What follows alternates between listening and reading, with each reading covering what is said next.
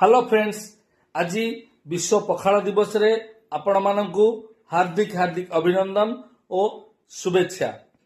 आपण मान तो जानथिबे पखाल भात आम ओडियांकर केते प्रिय हेले पखाल तो सब जगह मिले किंतु घरणी तैयारी करथिया पखाल भातर स्वाद किछि अलगा नियारा।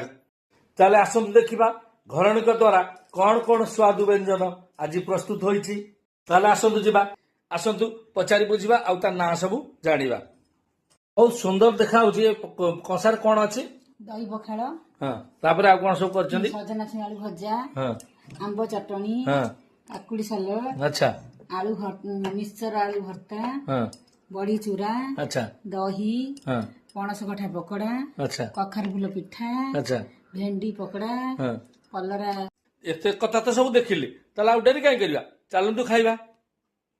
ताले आसंतु आमे खाइबा आरंभ करिया। पेट मोर भोकरे पूरा कड़मड़ हलानी आउ संभाଳି हबनी।